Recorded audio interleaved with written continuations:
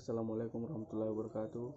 Perkenalkan, nama saya Jusman Caman, NIM 2018-7128. Nah, kali ini saya akan menjelaskan ulang tentang praktikum peralatan kontrol modul 1 dan modul 2. Nah, pada modul 1 itu dengan judul pengaturan kontaktor NO dan NC. Nah, di modul 1 kita mempelajari tentang apa itu kontaktor dan bagaimana cara kerja kontaktor.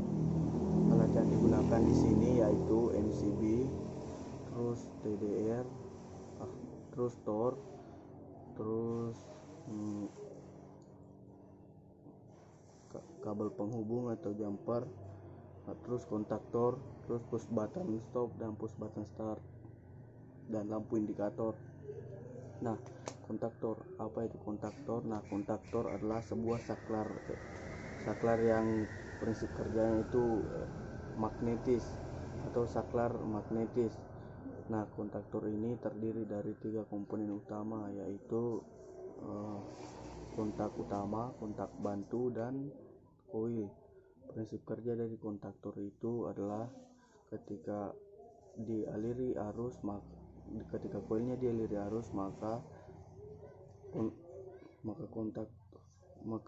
kontak utama dan kontak bantu akan menarik sehingga membuat keadaan NO menjadi NC, sehingga rangkaian menjadi tertutup, atau sebaliknya mengubah keadaan NC menjadi NO sehingga rangkaian terbuka. Nah, terus pada modul ini diperlihatkan penguji cobanya dengan cara merangkai rangkaian seperti yang ada di modul. Setelah dirangkai dengan benar, kita menyalakan MCB. Setelah MCB menyala, maka arus akan masuk mengalir ke push button stop terlebih dahulu, tapi masih tertahan karena push button start belum ditekan. Ketika push button start ditekan, maka arus akan mengalir menuju koil K1 sehingga kontaktor akan aktif karena dialiri arus. Sekian dari modul 1, selanjutnya modul 2. Nah, di modul 2 dengan judul rangkaian hubung langsung atau direct online. Nah, rangkaian DOL adalah teknik yang memungkinkan kita untuk mematikan atau menghidupkan motor melalui rangkaian kontrolnya.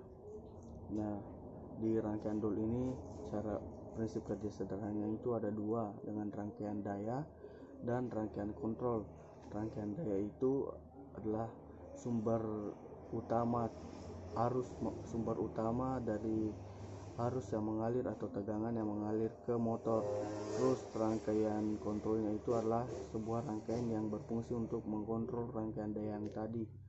Nah, di alat yang digunakan di modul ini sama seperti di modul 1, tapi kita menggunakan tambahan motor yang akan disambungkan rangkaian daya nantinya dari rangkaian kontrol ke rangkaian daya. Nah, di sini yaitu alatnya adalah MCB, terus kontaktor, push button on dan push button off, lampu indikator, TOR,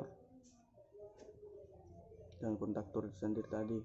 Nah, prinsip kerja TOR itu adalah apabila